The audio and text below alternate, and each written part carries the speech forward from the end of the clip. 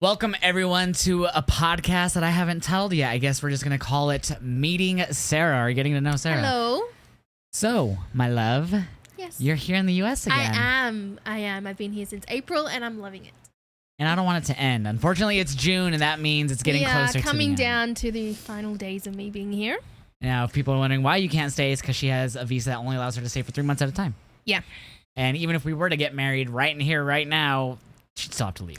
I would still have to go back home, yes. Yeah, there's a process, unfortunately. Otherwise, I could face not being able to come back. Yeah. They legally would not let me come back. I mean, there's things that we could go through to keep her here, but like it's just, yeah. Anyways, it's so, I know that's going to be like the first thing on everyone's mind who's probably watching this. Like, why is she leaving? But I have to, unfortunately. So this whole thing is going to be about getting to know my fiance, getting to know Sarah, what got her into wrestling, a lot of other questions that I'm going to ask her. This is kind of going off the top of my head, so let's just go ahead and get into it. What got you into pro wrestling? Funnily enough, my younger brother. He was literally just watching. He got into wrestling in January of 2005. I think the first event he ever watched was the Rumble. And I was home one morning, and I decided to join him to watch it. And he was watching WrestleMania 21, and the rest is history.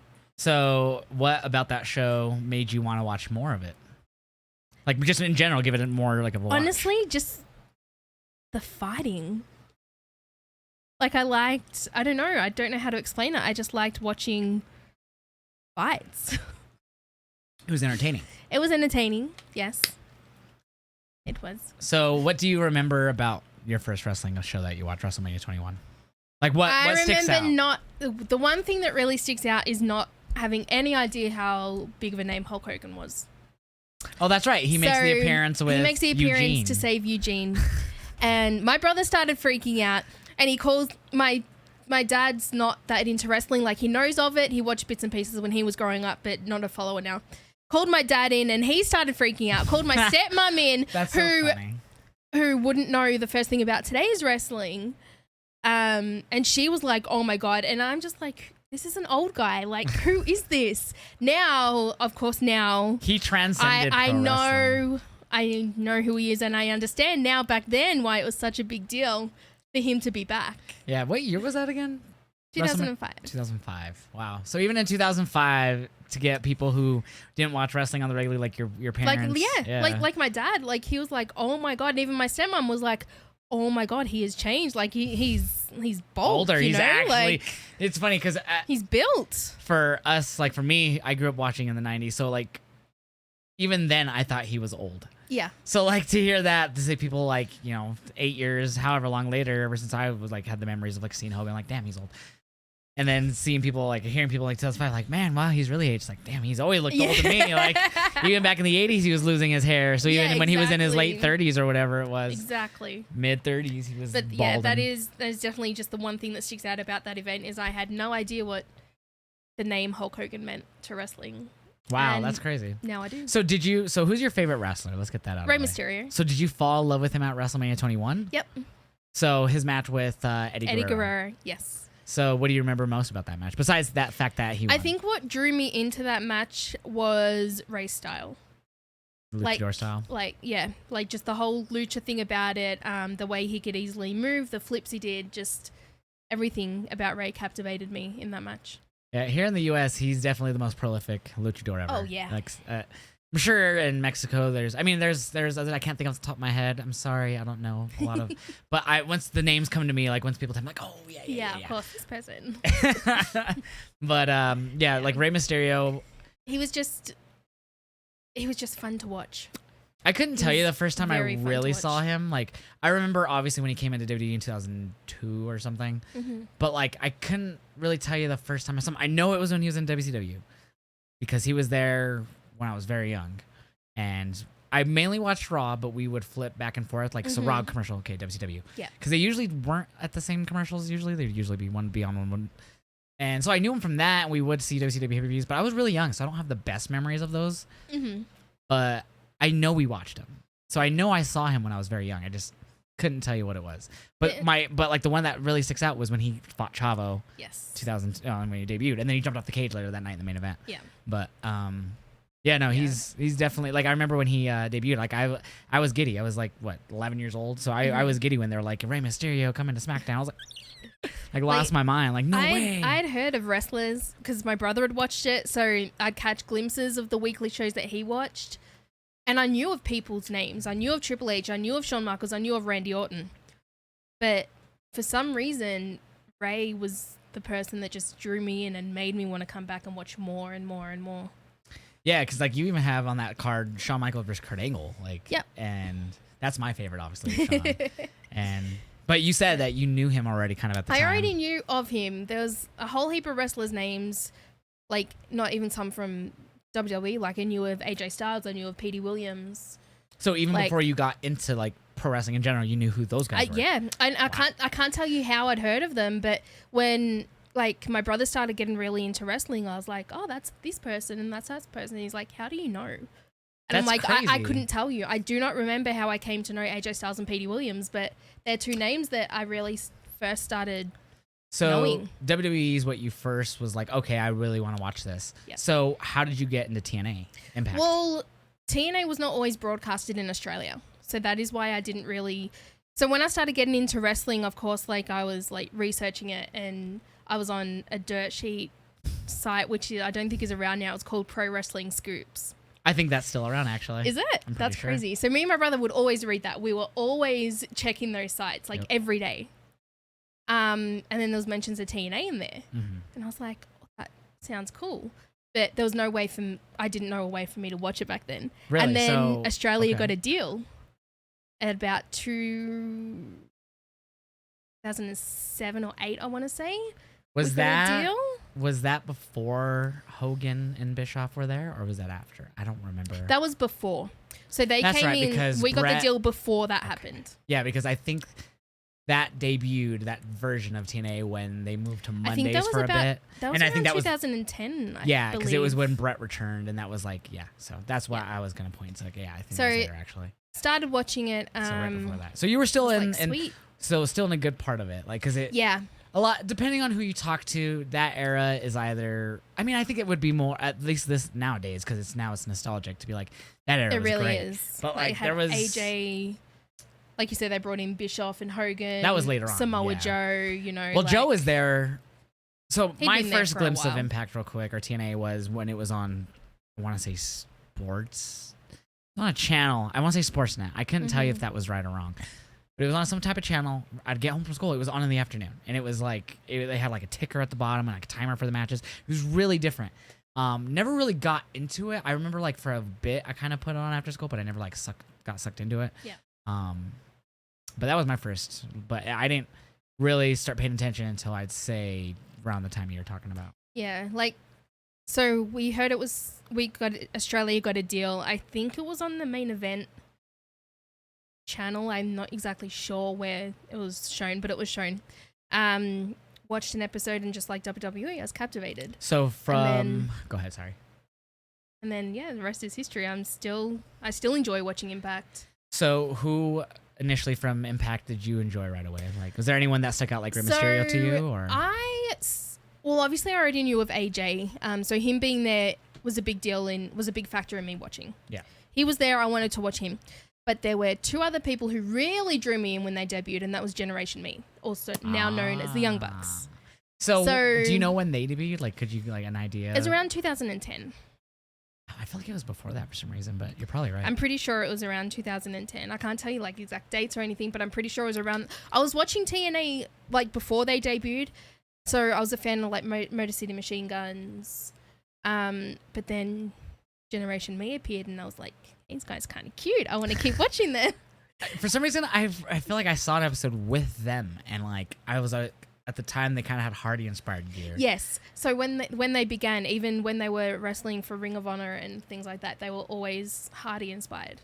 Yeah. So I just remember seeing them, and as a young, whatever it was, I don't know if it was their first, but I just somehow seen them. Mm-hmm. I couldn't tell you if it was just me flipping the channel to it or what. Yeah. Video on YouTube or whatever. But I saw them and I was like, man, this is just the Hardys. Like, as a young kid, they're just trying to be the Hardys. Especially, like, funnily enough, his name's Matt. Like, he is everything. They weren't going by that as Generation Me, though, right? Didn't they have different names, like first names as Generation Me? Jeremy was Nick. Interesting. Can't remember what Matt went Yeah, by. I'm sure it was a J as well. May have been Matt. I think he may have kept his name. Matt and Jeremy. Was there any single stars in TNA that you liked besides the? Because you basically just mentioned tag teams right off the bat. Well, I mean, you said MCMG, but probably AJ, Christopher Daniels. But I was mainly into the tag team scene with TNA. So what did you watch? So once you got into TNA, did you just watch them WWE and TNA like when you could, when you were available? Because obviously you were already teenager, almost an adult at the time that you really got into wrestling. So when I started watching WWE, it's 2005, so I was about 15, 16? No, it was 2005. 14, 15, sorry. No. Yeah, I'm sorry, 14, because we were both born 91. I can't math. I can't date 14, now. 15. But so, but did you watch them like both? Would you watch them weekly or both every week? So TNA for us used to be on at night. Oh, that's right. Yeah, the time difference. I always forget about that. So I can't remember what day it was for the life of me. But Raw when we started watching, we got it on a Wednesday. So it hasn't always been you guys didn't get Raw until the 2000s? We had it, but it was never broadcasted live. It being broadcasted live is still a very new thing. So you guys Australia. got it taped days later. Yeah. So obviously it would be Monday. I'm pretty sure it was Monday night back then. Here, yeah. Yeah, we'd get it Wednesday afternoons. Interesting. But the funny thing was with SmackDown is they would tape that on a Tuesday. Yeah. And we would see it on a Friday, obviously, but because of the time But it would be before we got to see it before the US. And or Thursday or whatever it was. I always thought on that was days. so cool. Yeah, I used to love I'd been that. to one of those Tuesday SmackDown tapings. That's why I knew about that. I used to love it. I was like, this is pretty cool. We're seeing all of this before America even sees it. Yeah, so technically it would be like Thursday. That's filmed in America. It'd be like early Friday, and then it'd be Friday evening for you guys. Or no, it would air about Friday afternoons around 3:30 p.m. Wow. Yeah, and I was just like, this is crazy. We're getting it before the US. That's cool. That was really cool to me. So you just basically try to keep up with both as much as you could? As much as I could. It was kind of hard with my parents not being a fan of it. Like, my mum wanted no part in it, so always that means trying to you watch wrestling watch when she wouldn't mind, but it obviously wasn't her first choice. Oh, like you had like to share a TV or something? Yeah. Oh, okay. Like, because the only way I would be able to watch is in the living room, because that's where our cable was. That's a bummer. And obviously my mum, of course, wanted to watch TV too. So there'd be some nights, when her partner would come over and they'd just be chilling in the kitchen, so I could sit down and watch it. That's so crazy to me because I am a privileged little fuck, I guess, and I had a TV basically ever since I was a young kid. Ever since I could remember, we've always had a TV, and like when I shared a room with my brother, we had a TV. We had TVs in our rooms, but we didn't have cable in our room. Oh, that makes sense. So the only place I could watch any wrestling, whether it be WWE or TNA, was in the living room. That was probably for us too. I couldn't tell you, but I know we had a TV in our room. So we probably didn't have cable in my room either. So like but I knew we had our Sega in there, so we used to play that. I'd come home from school, and school for us finishes just after 3 p.m.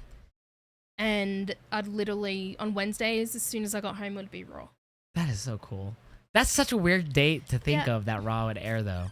Yeah, it used to be Wednesday afternoons, and SmackDown was always Friday afternoons. How do I stay energized while I'm editing my content all day for TikTok and live streaming on Twitch? Well, that's easy. I drink G Fuel. G Fuel Energy comes in these tubs with 40 servings, 140 milligrams of caffeine, no sugar, low calories, and no additive flavors. It locks me in with good focus and energy throughout the day to keep me going and staying at the top of my game. Use my code HEALJOSH, saves you 20% off when you make purchases off the G Fuel website. There's also energy cans that come in 140 milligrams of caffeine and 300 milligrams of caffeine. You could also get those at Vitamin Shop, GNC, and many more. Check out gfuel.com for a store near you, or order off the website where you use my code to save 20%. So you got into it in the 2000s. What was your first wrestling show you attended live, whether that be an indie event, WWE coming over to Australia, whatever?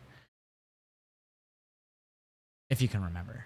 Or what's your earliest memory of it? 2006, and I think... Oh, wow. Really pretty not long after. I think it was a Raw versus SmackDown house show. The super shows they used to do, yeah. I can't specifically remember matches, but I remember there was Ric Flair on the card, Triple H, Shawn Michaels. Oh, that's awesome. All those guys who were, in their prime back then. And you Batista. would assume that they would take a lot of the big names since they're flying so far. I may be wrong, but I think Flair was facing Shelton. That sounds like that would be a big possibility. It may have been Shelton Benjamin he was facing. They do a lot of interesting matchups on house shows. Yeah. So. Yeah, I could. That's awesome though. 2000, like not even a year after. My brother really had been going to them for a while, and it got to a point where were they going pretty hey, regularly out there? So when we started watching, they were doing them twice a year. Oh wow! Okay. So there would be sometimes it would be just branded. There'd be Raw, and then a few months later they'd come back and it would be SmackDown. So you had never went to even prior with like your family at all? Like, how did your brother go? Did your dad or mom? My dad took him. Oh, okay. Yeah, makes sense then. And then it just got to a point where I was like, hey, I want to start going to these shows. This stuff's pretty cool. I want to go see it. So that kind of became a tradition for me and my brother. We'd just go to all the wrestling events together. Did they do a lot of meet and greets when they would go? WWE did, but it's far way out of my parents' budget. So when did you first start? Because people don't know she's met quite a bit of wrestlers. She's done a lot of stuff in Australia, like meet and greets, and she's met people. So when was your first time that you like did meet and greets? So me and my brother were those people that went to hotels. Oh, that's right. Because we started finding out where they were staying. A friend of mine from Sydney has a connection to the WWE's. One of his best friends is Chris Jericho. Oh, that's right. So he would also. Right. That reminds me of you dated someone. Like, I remember. Okay, that's a whole different thing. But so it was someone I was kind of dating, but not officially dating. You told me about that. He's best friends with Chris Jericho. So he'd always have the insight to where they were staying, obviously. Yeah. Because Jericho was like, hey, I'm coming to Australia. Do you know how he knew him? Like how they met or anything? He previously owned a record label in Australia. And Jericho's band Fozzy got signed to them through Australia. So that's how they've been friends ever since then. So you guys started going to the hotels. Started going to the hotels. I think the first person I ever got a photo with is either Evan Bourne or Beth Phoenix. How were the interactions when you guys would do that? Like, were people... They were... Nice? With were they the like, wrestlers? no? Or, yeah. Oh, they were very nice. They stopped for everyone. Wow. Okay. The Bellas... Like, they were like, hey, just let us go put our luggage up and we'll come back down. And they did. I guess it's more with the people who try to, like, shove, like, 5 things for them to sign. They were still, like, you would think, like, at the hotel, they'd be kind of like, very respectful. Obviously, the people who didn't want to stick around... would just kind of walk by. Kind of walk by, which is fine. Probably acknowledge them, like, hey, I gotta go. Funny story is Ray tried to be one of those people who snuck... Oh, who got past because he didn't have his mask on. And then he's at the front desk, like signing in. Did he have like a towel or anything? No. Oh, shit. No. You would think he'd maybe try to have something. Like he's at the front desk, obviously, like signing in for his room or maybe whatever. He was like, hopefully they don't recognize me then without it. Like, is that Ray? And like everyone's just turned around, and at that point he knew there was no escaping. Oh yeah, so he came over. No matter if he doesn't if you don't know what he looks like, it's a short buff dude. It's but like he was very cool about it. But at the same time, you could kind of see that he just wanted to go. He was probably tired and relax. The flights, all that shit. Because everyone that asked for a photo was just like. Did any of them seem like, oh, they look kind of tired? Like, probably the ones that just walked by. That was probably them. There was a few that got to, kind of sneak past the probably didn't sleep on the flight or something.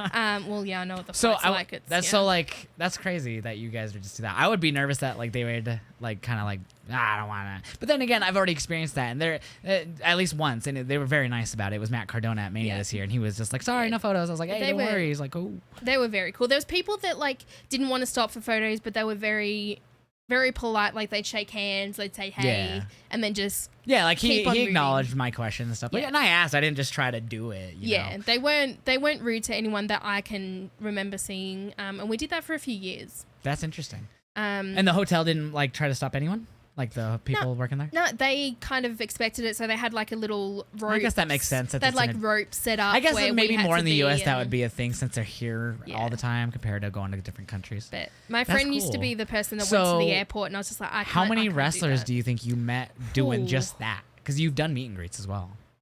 So aside from the meet and greet, I think hotel-wise, I'd have photos with probably 10 wrestlers. That's cool. Yeah. And you saw a lot of others walking in and out, I'm sure. Like Beth Phoenix, Kelly, Kofi Kingston, Ray. Evan Bourne, Beth Phoenix. There's a whole lot. So do you remember what your first ever like official meet and greet was? Or who the first person you met at a meet and greet was? Like wrestler-wise? First person I ever met at a meet and greet was the Young Bucks. So now you have some interesting stories about that. So go ahead and... Yes. So how... It ends with her becoming Facebook friends with the family of the Bucks. And he has seen proof of this. I've been following them since their debut in 2010. Yeah. Wasn't quiet about it on social media. I was like... So I remember... I don't have this Twitter account anymore. But I tweeted them and I was like, hey, do you guys know that you have fans in Australia? And he's like, well, I do now. This is pretty cool. And this is from Matt Jackson. And how? What if you had to guess, what year do you think you tweeted that? 2010. Okay, so when I first came across them. Okay. Like I was so high on these guys. And then I just somehow I can't remember how, but I came across their family on Twitter, like their dad, their mum, and it just led to Facebook. Mm-hmm. Literally becoming friends with Nick, their mum, their younger brother. And so just from a tweet, you got to become Facebook friends with them. Yep.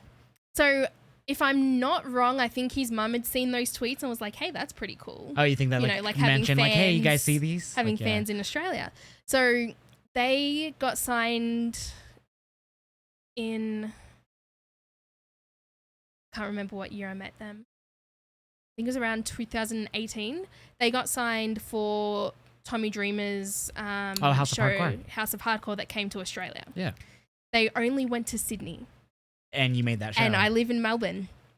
And I was like... So did you have to fly out to Sydney? I flew out to Sydney. Because that's a pretty good trip from Melbourne. I made it a girls' trip with one of my best friends. I was like, we both love going to Sydney anyway. Yeah. And I'm like, hey, there's this wrestling show in Sydney that I want to go to for the weekend. Would you be cool coming with me? She's like, hell yeah. Wow, that's awesome. So that trip to Sydney was purely just so I can meet the Bucks.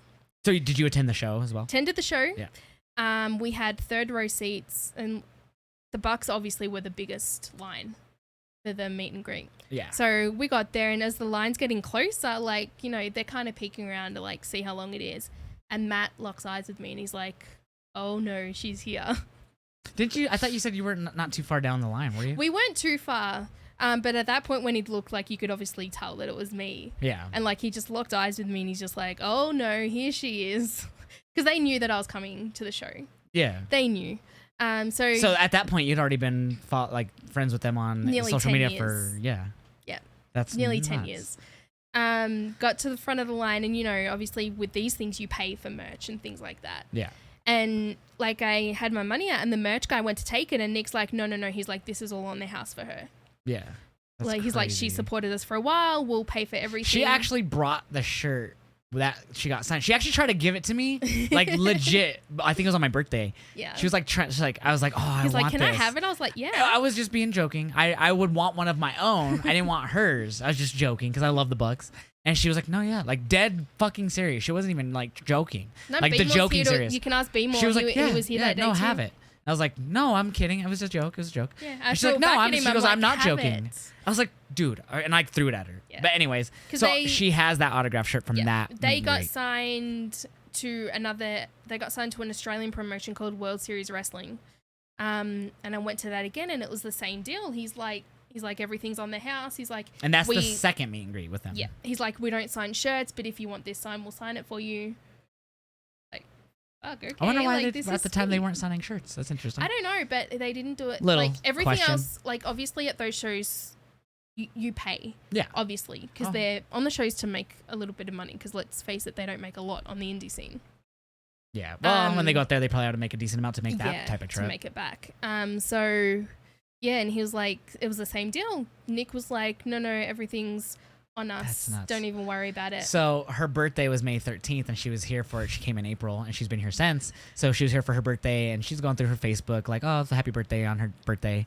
And sure enough, on her birthday, at least here in America, when it was the date here in America, she got a message from their mom on her Yep, Facebook it was posted wall on my or whatever. wall, so it's not a secret message. And she showed it to me. I think we were getting ready to go out to dinner. She's like, "Oh, look, there it is. There's their mom." I was like, because I told him that she would, and he's like, "Oh, I don't think she will." You know, I was like, no way. And then we were just in the car. She had already shown me like the other, like, oh, like we're friends, and like here's like his and I was Facebook, and like, yeah, they really are. And I was like, "Hey, the Buck's mum just commented on my wall." He's like, "Nuh-uh," and I did. showed him, and it was So this is just. She like commented back like, "Tell your boys I'll see them in Colorado Springs, hopefully." And she's like, "That sounds like fun."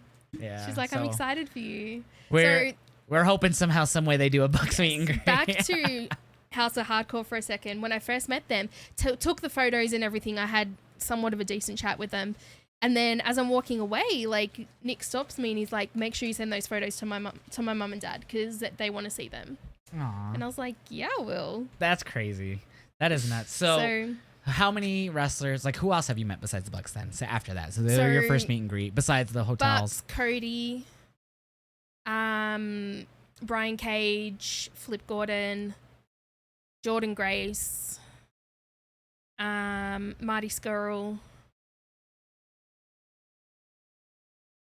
Quite a bit. Yeah. Was that all like the head, same week or something? Wow. Same show. Damn. So you spent a dime to see a lot of people. Until these allegations, for Marty Skrull was always signed to World Series that. Wrestling. He was one of the top guys that forgot about attended these shows. And then obviously when all that happened, he wasn't appearing anymore. Ties, yeah. But I was the biggest Marty So Skrull that was fan. more. So was this all before 2020? This was all before the pandemic? This is all before pandemic. Yeah. Damn. Because you said your first meet and greet was 2018. I'm guessing it was And that was years time, after you first doing, you and your brother would go to the WWE hotels thing. That's crazy. Yeah. How many times would you say you and your brother did that? I think probably 3. Okay, not too bad. 3 times. I was gonna say if you did more than 5, you might have a problem. I'm just And kidding. like I was seeing this guy who was friends with Jericho, and like I can't remember what show it was, but we're just standing there chatting, me and my brother are about to get in a cab and go home, and freaking John Cena walks past us. And I was decked out in gear. We just come back from a show. I had his hat, I had his green hat on, I had his shirt, I had his wristbands, and he just walks past and I'm just like, I was so starstruck. Yeah. But he saw me, obviously. Like kind of looked at you. Yeah, he kind of looked at me and smiled, and then just went back to you have that going up to the room, and I was like, even though you didn't say anything, ask for a photo that night. Yeah, even though you didn't say anything, you could always say that you locked eyes with Cena, and he like noticed you. He smiled at me and awesome. continued through to the elevators, obviously going up to his room, which was fair. Yeah, I've never been starstruck before, but I was so starstruck by him. Like my heart was racing. I was like, fuck. I feel like with a lot of female fans in pro wrestling, they usually talk a lot about female wrestlers, like getting them into. But I don't think besides maybe saying who you've met or stuff like that, you haven't really said like there was like this female wrestler that I really enjoyed yet. So who would you say female wrestlers wise that do you really enjoy? Oh, Trish. Anyone else? Like from now? Whenever. When you first started to whenever. To now. So there's been a whole lot of female wrestlers that I got on board with. Trish Stratus, Lita, Victoria I really liked. I went back and watched a lot of her stuff. But those that compete now would probably be Britt Baker. Interesting. So it took me a minute to catch on to the Britt train personally, just because when she got injured really early on in AEW, but they kept her around with promos and all that stuff. Even then I was still kind of on the fence for her. Because then when she came back, she did some kind of weird kind of feuds before she won the title. But I've just always enjoyed watching Britt in the ring.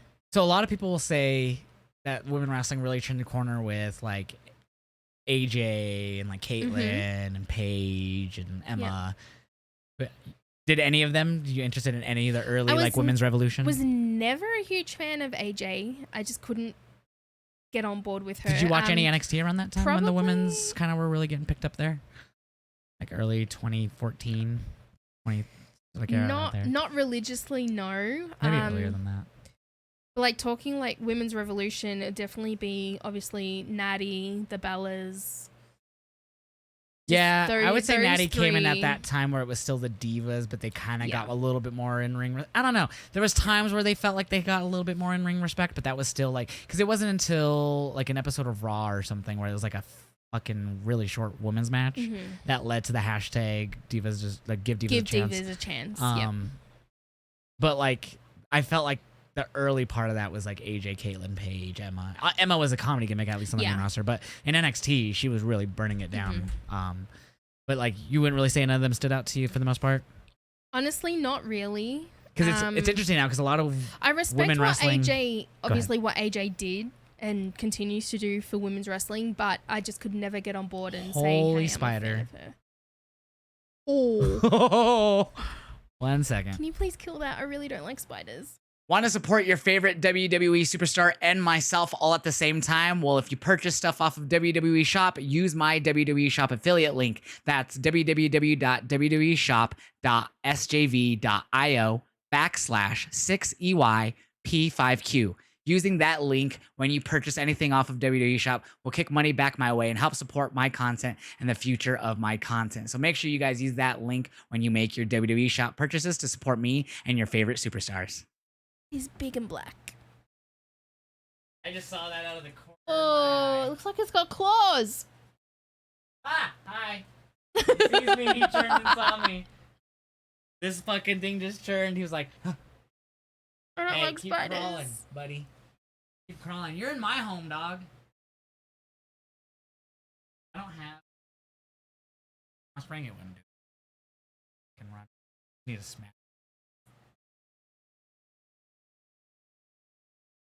I want to like smash this.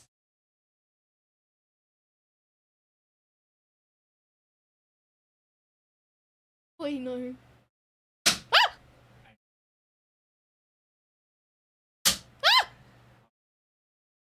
Went down the back. I hate spiders.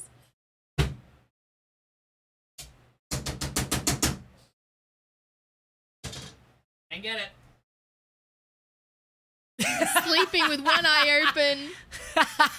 During a podcast, Josh found a spider that he couldn't kill. All right. You're going to have to move on and just stop. Not remember it. All right. Anyways, we'll get it. Don't worry.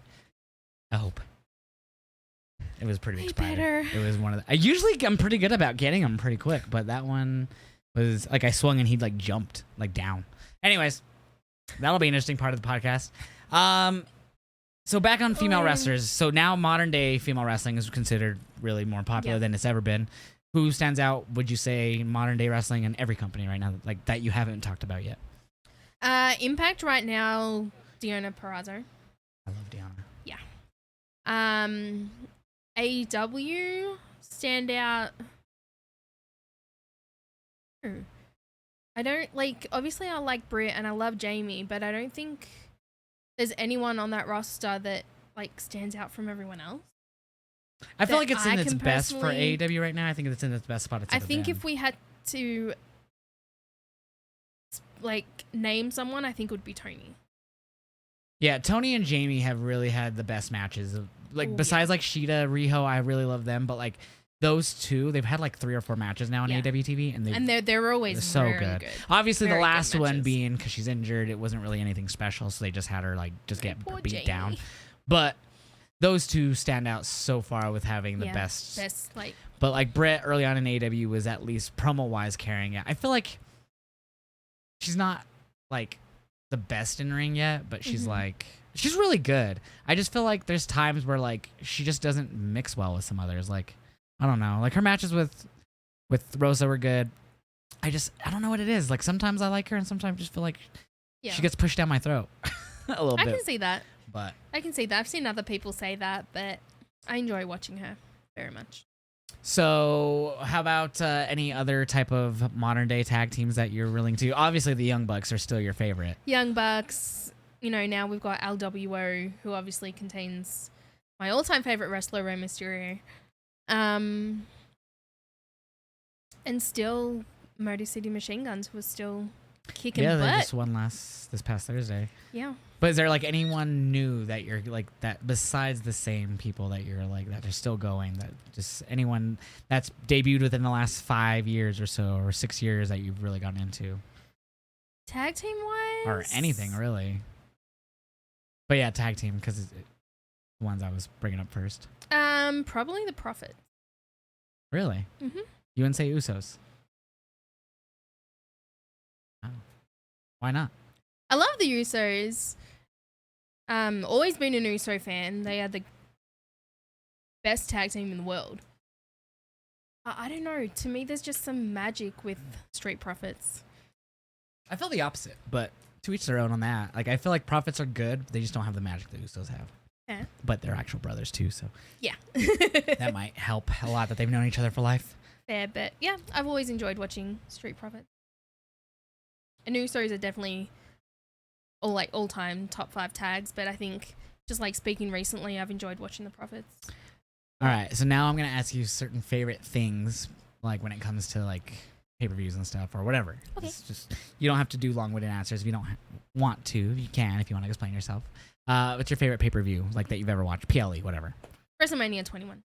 I think just for nostalgia Okay, reasons. that's fair. I do the same with WrestleMania 12, but I kind of throw 3 different. Fair. Because now I throw this year's Mania in there since I was there. That's because you went, yeah. Yeah, so I always throw in WrestleMania 12 for like my favorite because Sean, he won the big thing, and then 17 just because it fucked from beginning to end. Yeah.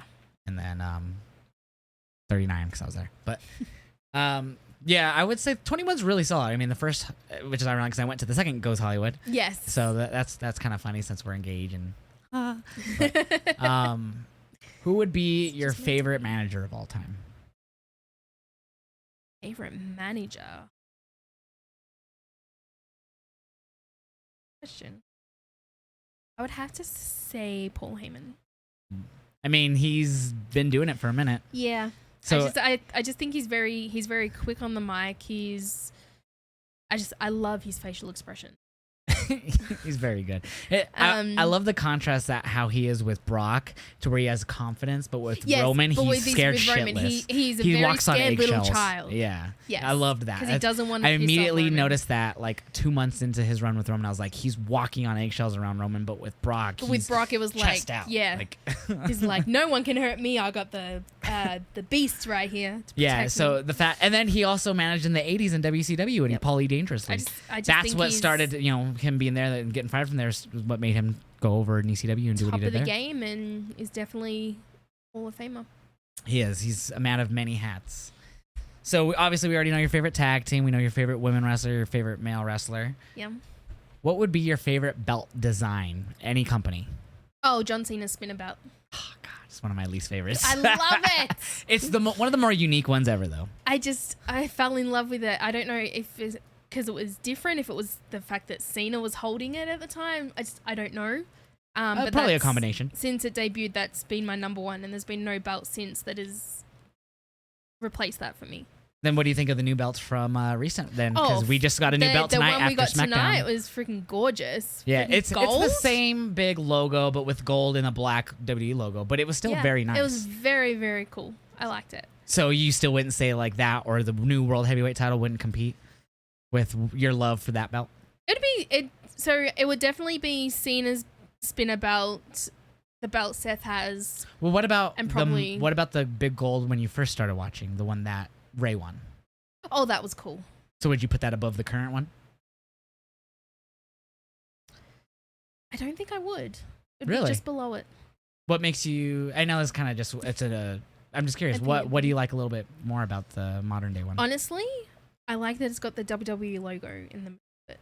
That makes sense. I mean, you've been watching since that's what it was. Yeah. For me, like the early was just the. So the belt that you. Seth has is kind of like obviously a mix of the World Heavyweight and the WWE title, like just smushed into one. It really is. And obviously with Cena's belt being my favorite, you kind of get a little bit of that with the WWE logo. And obviously the big it's gold, not I as think, gemmy. is just not as gemmy. No, the it's spinner not. title had a lot of gems. But the so doesn't count I think the modern day big ones. gold is just out of nostalgia for a lot of people. Like I always see people definitely. like on Twitter are like, we need this belt back, we want this belt back. That design been you know? around since. Yeah. I mean, I'm probably wrong here. I'm the worst when it comes to wrestling history, but I know it was in NWA, then WCW took it, and then WWE. So yeah, I think that's why a lot of people love Seth's belt, because it reminds them of what the big deal was when they were watching. Yeah. You know, like all those years ago. They even pay homage to the winged eagle with an eagle at the top. Yeah. Which is pretty cool because I love that belt. It's very cool. So for me as a kid, I loved like the different pay-per-view stages. Mm-hmm. If there was a pay-per-view stage that you remember seeing, besides WrestleMania 21, which I think is great because I feel like you were just going to default to that one. Besides WrestleMania 21 stages, just pay-per-views, not like Raw, SmackDown. Like even you could throw in TNA, whatever you can, even modern day. What was been like your favorite design that you think you like saw? You're just like, wow, that's WrestleMania stage or anything. Because WrestleMania has always take the cake for the stage designs. I loved stages when I was a kid. I used to draw them in notebooks. That's why I asked this question. I used to love them. So this is a topic I love to talk about.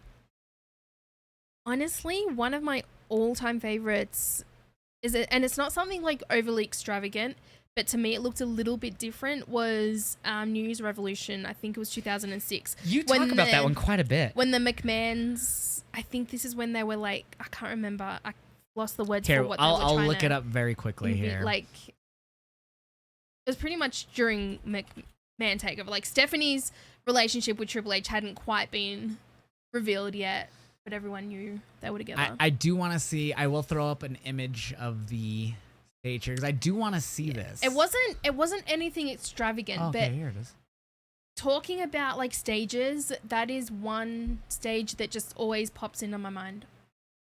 And because it used to be one of my favorite pay-per-views too, so not the best image I found, but has the text with the dragon. Of course, it's got Michaels in it.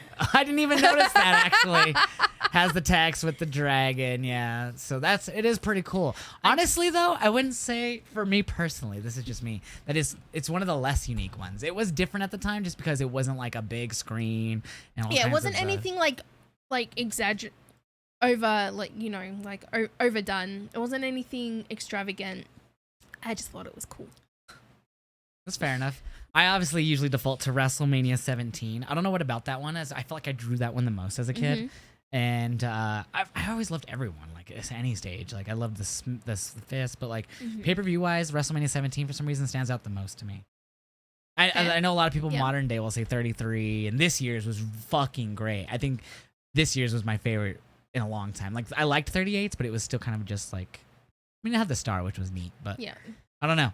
I'm tired of the screens, kind of. And this year's was screens, but differently.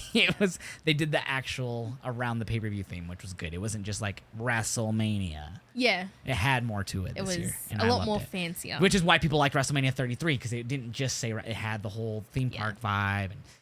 And they need to keep doing the themes with it. Oh, I agree. 100%. I agree.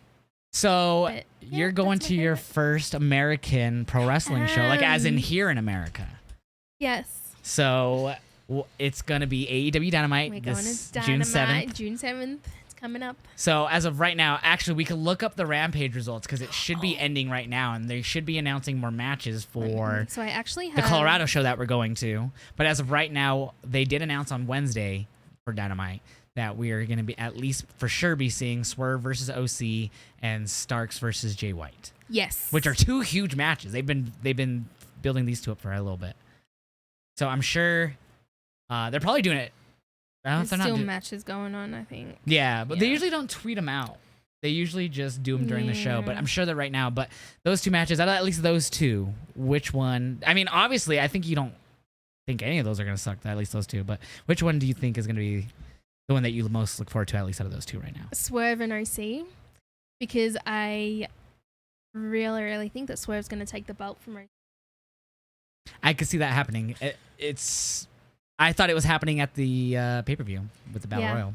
I said it before. I said it right at the start of the match. I was like, if anyone's gonna win this, it's gonna, besides OC, it was gonna be Swerve. And those were the final two. And I was like, I might call this, and it didn't happen. But I really, really do think that Swerve is gonna beat OC this week. And with the way that when he does get help, because like he's been outnumbered before, we've seen, and he has his mogul affiliates, the new version of it, because whatever happened to the other two, they're MIA. So we have Brian Cage with him now, and Khan and the other guy, Gates Vagney. I can't remember their actual names sometimes, but I can see them getting involved. And I know he has best friends, Bandito. He has like OC has a bunch of friends that would help him, but I feel like they're always so late. I was gonna say, like with the best friends history lately, always you know, like the very last minute that they make their way. They'll come out like when he's already like been beaten to a bloody pulp, you know, like when there's nothing else to do. That's when they appear. It's like, really, this is how as you're much gonna as I help love OC, your friends here. And with Rick being the OC fan that he is, makes me a bigger OC fan. I do see that happening. I think Swerve wins. What do you think is the possible women's match? I know we're just speculating at this point, but with what happened on Wednesday with who was it? Who did we get on Wednesday? Oh, it was Adam Statlander. Cole No. Oh, you're Statty talking about women Stat. division. Saying what women match do you think we'll be getting Wednesday? Because we had Stat and Nyla. Do you think we'll get another like open challenge TBS match? Will we get? I don't know. I'm kind of hoping we something see continuing from the Outcasts and non-Outcasts women who've been feuding with them. Britt mainly. I know she holds a title, but I don't think it'll happen on Wednesday. But Stat and Willow would be pretty damn good to see. Yeah, I don't think we'd get that because she just won that strong title. That would be cool to see. I actually, when I think about it, I think we're just gonna get something probably TBS Open Challenge. Like, well, we saw Taya watching that she was match staring closely. down. Yeah. But I don't know who else who would step up for. I really want to face see Statlander. if they've announced it and people put it on the line. They better. Yeah, everything I'm seeing is from the other day, unfortunately, because I'd like to know. Past hour, I don't see anything about it. Usually, the websites will start posting like, "Oh, announced for Wednesday." By this point, check Fightful really quickly. Doesn't look like it. Obviously, we'll find out probably when we're done with this podcast what other matches they might have announced during Rampage, which we did DVR, so we'll skim through that. Or they announced Death Before Dishonor. So who do you want to see at this show? Sammy and Ty. Okay. Sammy, Ty, Jericho, Britt, Lucha Bros, definitely. Those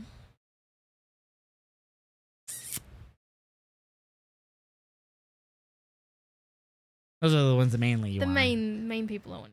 Watch this podcast ad-free at my website, heeljosh.com. Sign up for my Patreon-style memberships, joining the Heel tier at $5 a month, $4.50 for your first month. That will give you ad-free access to the Kliq cast every week that it's up. No ads at all. If you are a Kliq tier member, you will still get the ads, but you will get the podcast 2 to 4 hours before it goes up on Spotify, Apple Podcasts, and YouTube. But the Heel tier, completely ad-free, as well as that 2 to 4 hours before it goes up everywhere else. So make sure you guys go to heeljosh.com, subscribe today, get that ad-free viewing. I want to scream Judas. Yeah, she wants to sing. I didn't get to sing. So last time they came to Colorado, we didn't get to. Oh, and the Bucks. Duh. Yeah, last time they came to Colorado, we didn't get to sing. We got to sing Carry On Our Wayward Son, but it was after because the match was the best of 7 series. So and they started backstage. In the back. It was the backstage, the Falls Count Anywhere match or whatever. And they started backstage. So I was bummed because I was like so ready to. And of course we did at the end, but it didn't feel the same. And the Elite won that one though. I remember because it was literally right after Christmas and. Oh yeah, 3 days later. Yeah, I got let off work early because we were quiet, so they let me come home early. Got home just in time for Dynamite. Joined BC with our friends, and we saw them. Like, obviously, it came to their match, and we're fighting backstage, and we're like, Josh and Rick are gonna be pissed. I was. Rick didn't really mind. I was the one mad. But so who haven't you seen that you?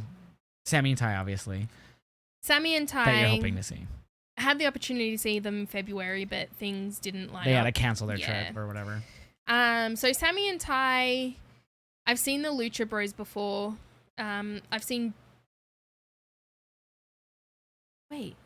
never seen Jericho wrestle. Every time I've met Jericho has been at his concerts.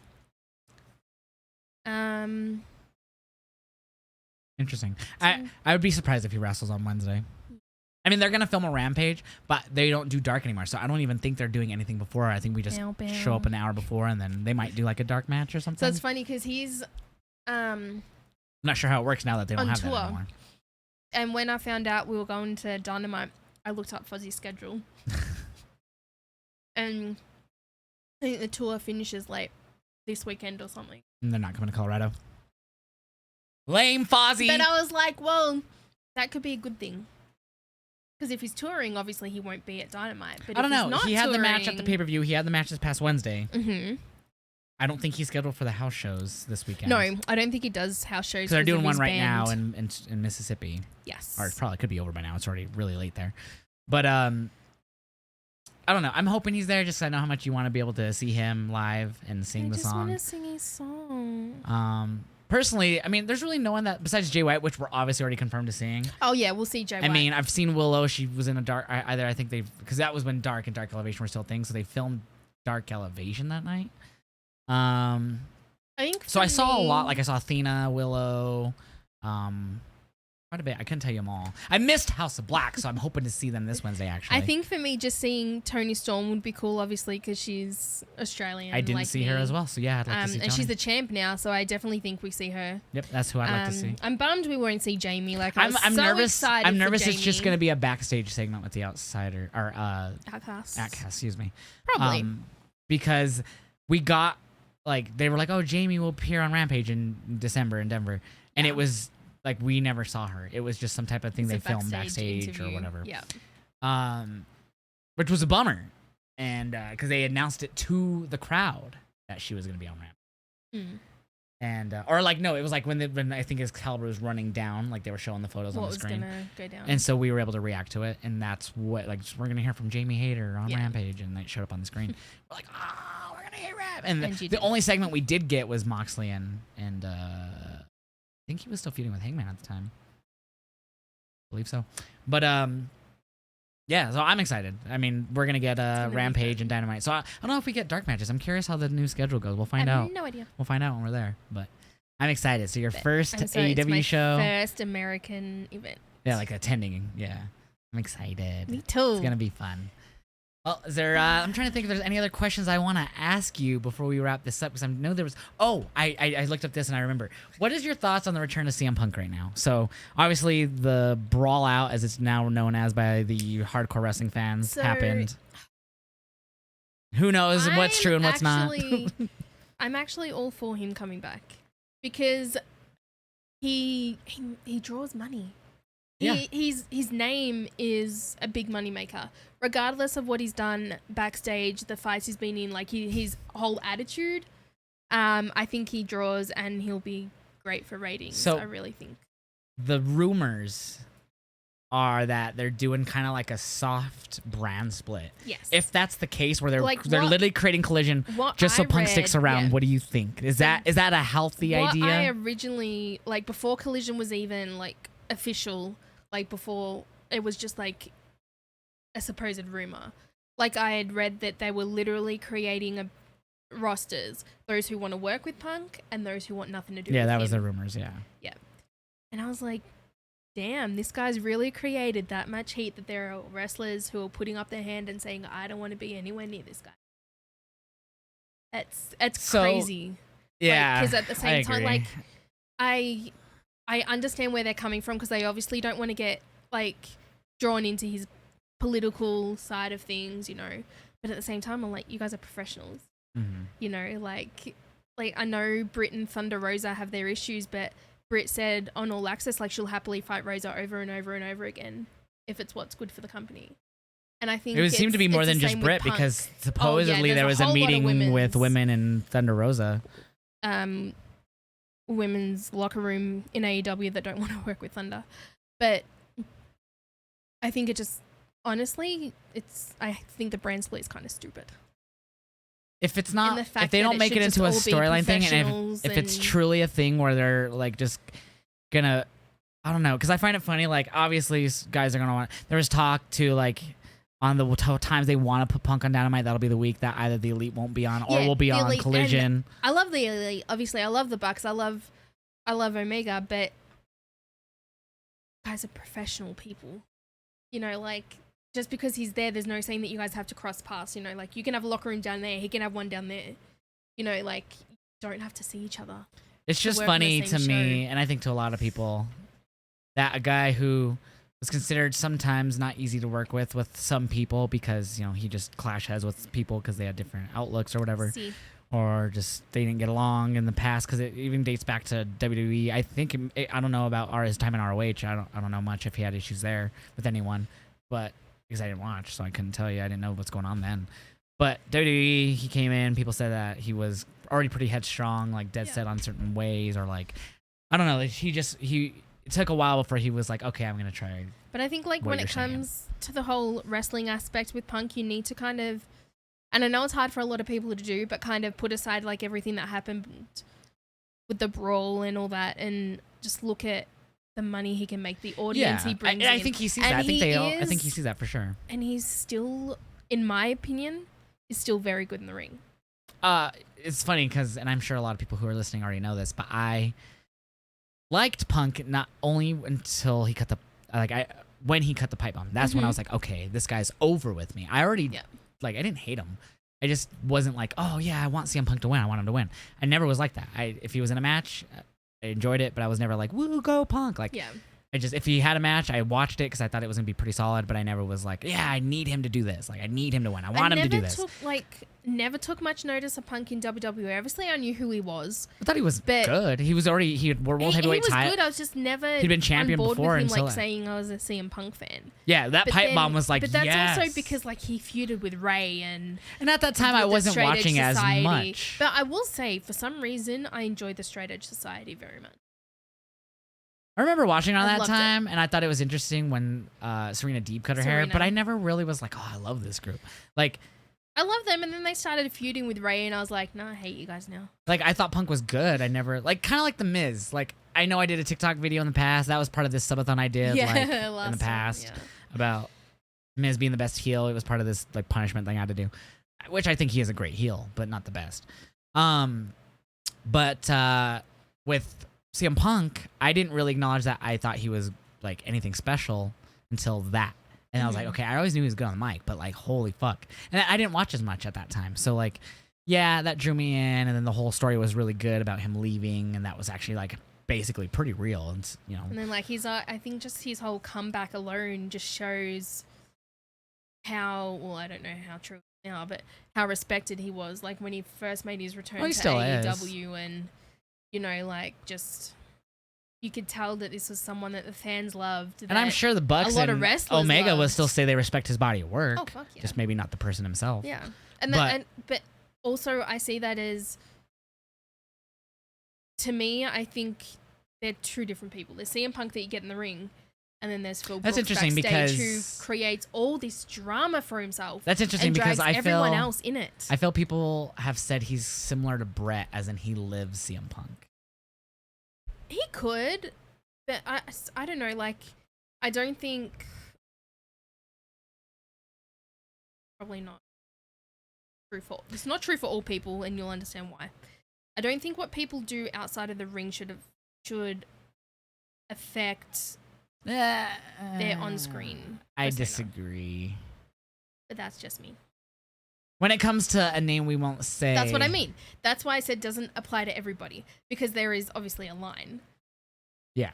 And what that person I just want to make sure people understand what you mean. Yeah. So they're, like I said, it doesn't apply to everybody. And there's probably select people who you all know who we're talking about that doesn't apply to. But I think with CM Punk, like, I just think he was one time class the best in the world. Yeah. And I do think that stands still. He's one of the best in the world. So before he came to AEW the first time, I was very open about, like, I don't think he's bad. I don't think he's, like, terrible at all. Like, never disrespected. I just didn't care for him. It's hard to, and I feel like even when you say you just didn't care for him, people think you hate him. Mm-hmm. I could not want someone to be this big megastar, or not, like, in my mind be like, I want him pushed, but not hate them. Like, but it's like it's the same thing. Like, I don't care that much for Roman. But do I hate him? No. Do I hate his character? No. I'm just not on board with it. I wouldn't see like that's I guess like that makes sense, but like that's not how I mean with Punk. Like it's never like I didn't hate his character. I never hated any character he did. I always thought he did good at everything he did. I just never thought he was that guy. He was the guy to battle Cena like he did. And until it got there, then I was like, okay, now that he's here in this spot saying like this is where I should have been all along, I'm like, damn, I see it now. But even then, like after the whole exit, 'cause that was, lasted for 3 years or whatever before he left, after he made that pipe bomb, and then he kind of just did whatever. I still thought even then, like after all that, like, man, I don't know how he's going to do in AEW. I just don't think, I don't know. I just didn't feel like he was going to carry what he did at the last part of that WWE run over, and he did. I think he with him coming back to AEW, there was extremely high expectations. Like he was going to be. I would say he lived up to that. He was going to be like their guy. I feel he lived up to it. And now he's, apart from Tony Khan kissing his ass, I don't think there's a lot of people that will class him as, like being AEW's top guy. I always find it funny because I agree. Like he came in, and I think he lived up to all expectations in the end. But like, I always find it funny because, oh man, I totally forgot where I was going with that. Can you repeat real quick or summarize what you just said again? Because I'm stupid. So when he first came back, he was classed as the top guy in AEW, like the guy to beat, so to speak. That's he right. was was AEW's guy, and now I think this upcoming return, he's not going to be treated like that, except for Tony Khan, who obviously is very now high on I remember Punk. Where I was going with it. So a lot of people when he came back, obviously I watched the first dance or whatever, and reacted to it and posted it to social media. And obviously now I'm very vocal about like, man, I think what happened with Brawl Out, Punk's a little bitch or whatever I've said in the past. And I disagree with the Punk side of it, obviously. So people are like, what happened? You were so excited for him to come back. I find it so funny that people don't realize opinions can change. Yeah. Like, I think those are mostly young kids who are saying that on obviously social media. But like, you can change your opinion. It's okay. Oh yeah, things happen that make you not like the person. Don't be embarrassed because you feel differently now than you did at one other point. Like it's a thing that happens. That's life. Like in a way, like this may be the wrong way to describe it, but I think like in a way it's kind of like a marriage. Like at one point you're very in love with this person, and then like you break up, and you don't have the same feelings anymore. What the fuck kind of comparison is this? And what are you saying? We're gonna break up? No, I'm just saying. I think it's the same. With wrestlers, like things change. And everything changes. I just that was an interesting comparison there. No, but for real though, like with Punk, like I think he is gonna draw. I don't know if it's gonna be the same because they're been in the same. Because towards the end of his run, it was they'd hit the occasional mill with him still there, but it wasn't as. But I think consistent. like that reaction the announcement got on Wednesday just shows how many people were once for Punk and now against him. Excuse me. So when the Elite first returned after all that, and they started the Best of 7 series, and they mocked him in that first match heavily. I don't remember where they were at the time, but there was at the time still split. You would hear the CM Punk or fuck CM Punk, like it was a mixture, and it was still pretty heavy. It's been like 9 months since then. And now, like even in San Diego, there was still that mixed. You saw the people booing, and you heard the people cheering. You saw people like clapping, cheering, jumping up and down, so happy that he's back. But then I also feel the same people that, not all of them, obviously, that were booing this announcement were once for his return. Yeah, definitely. But were obviously influenced, which is fair enough, by all the backstage drama that's happened and just all the things that have come out about him, like not being easy to work with, like being demanding, like wanting this, wanting that, has turned a lot of people against liking him. Definitely. Man, we actually talked a lot longer than I expected to, but we're going to go ahead and wind this down. In the future, are you hoping to go to a WrestleMania? Oh, fuck yeah.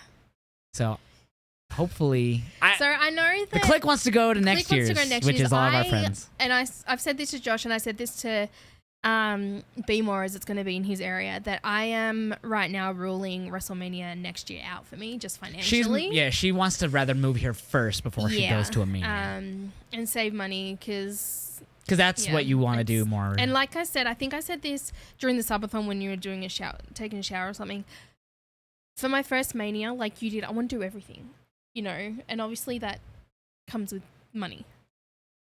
you know, like paying like for SmackDown, Raws, like the Mania shows. I mean, for me, this is just coming from someone who lives in the States and went and didn't I mean, we had tickets to everything. Yeah. From SmackDown to NXT to Wally Mania to Raw to both nights of Mania. And obviously Hall of Fame, which is part of SmackDown right now. We didn't have, like, honestly, I expected it to cost more for everything. In the end, did I drop a lot of money? Yes.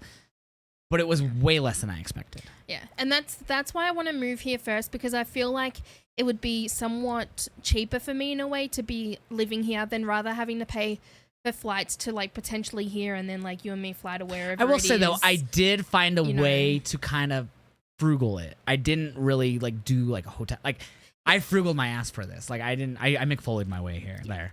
Like I crashed at the homie Alexander Rose's place. Like they didn't charge me a cent besides just.